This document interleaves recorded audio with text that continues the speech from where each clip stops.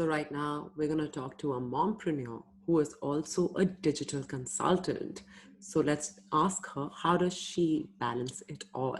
So I'm still working and balancing life, being a new mother and having a baby in a pandemic. I swear. So your baby is not even 1 year old, and you have a digital company where you need to be online almost all the time. How are you balancing life right now? I don't think there's any balance.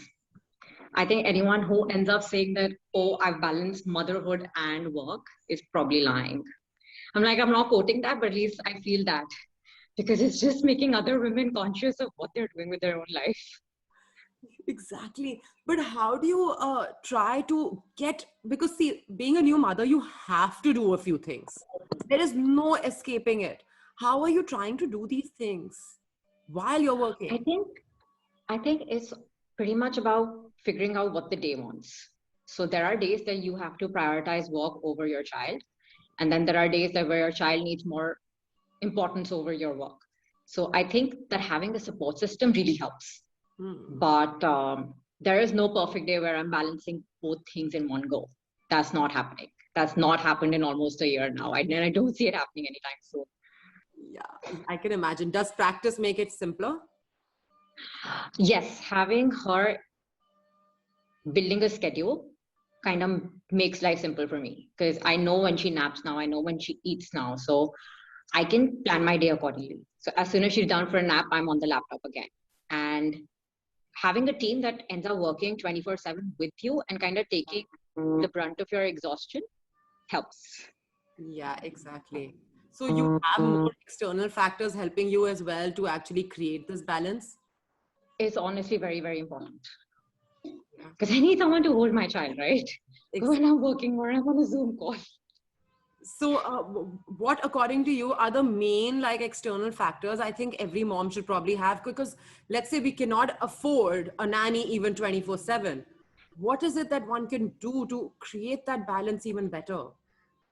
I think having a partner helps because I think with my partner, he can end up doing everything that I do. So that makes a huge difference.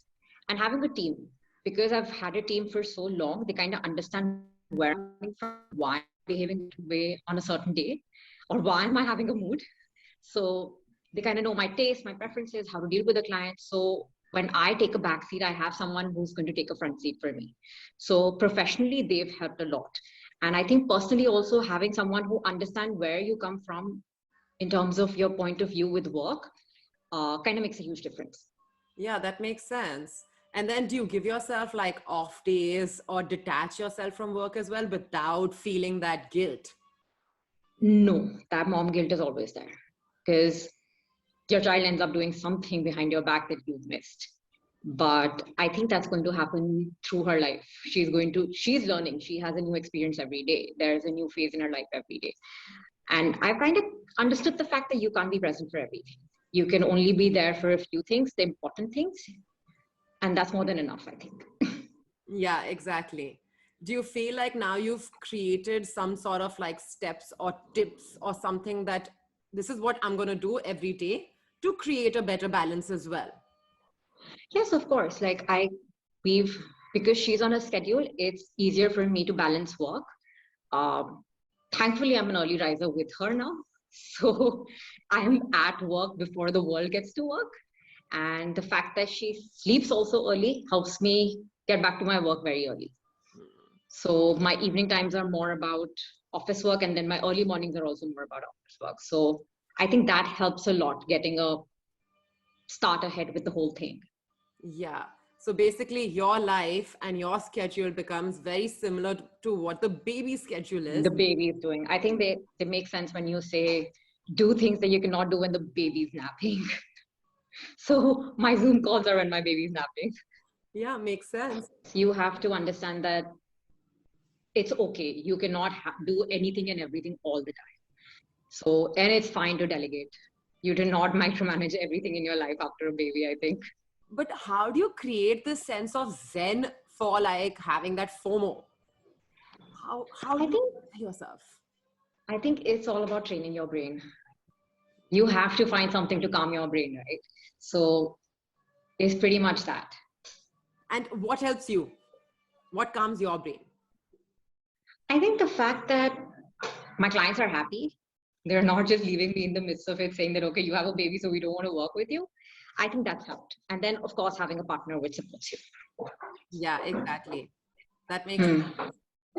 I think I've taken on clients which are also okay with the fact that I'm a new mother and that I will have to devote some time towards my child also. So I think that's what's keeping me going with fresh clients. Exactly. That makes sense. Having people who actually understand the whole thing as well, that goes behind this whole show. Also, I feel that there are a lot of mom entrepreneurs that are happening, like coming up. So a lot of startups have that, right? So if a woman supporting a woman, unlike what the world says, but I think that makes a huge difference. So I understand where women come and say that, okay, we understand that you have a baby. As long as you're finishing our work and we're satisfied with what you're doing, it's absolutely okay to have a personal life as well. That makes And honestly, I work Sundays too. Like I have no weekends. So regardless when my client calls or when my client messages, there's always going to be a reply from my side. exactly. And I'm going to lie if I say I don't have time to myself, like, or my client, because my child naps, my child sleeps through the night. So I do give them time. I make sure that they have my time as well. And I'm doing justice to the work that I'm doing for them. So I think a schedule helps. And with time, with my child growing up, uh, she's more predictable. Exactly. And then sometimes you even have to say no. Like you might get a great Of client, but you course. know that it's going to take a lot of Of your time. course. Of course, there are opportunities that I've skipped on. There are clients that I've had to say no. Then it's again a compromise. I won't say it is a compromise, an adjustment that you have to make and prioritize. Hmm. Because, as I said before, there are going to be days that you're going to be prioritizing your personal life, and then there are going to be days where you're prioritizing your work life. Exactly.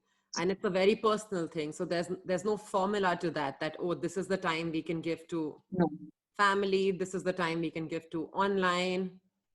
no, because work is still predictable, right? Your child isn't. And what works for me might not work for other mothers.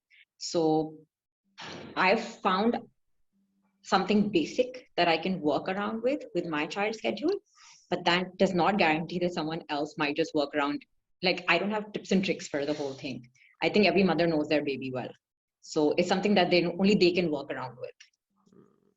Yeah, it has to be a little more custom made than just a Yeah, formula that's been thrown to people.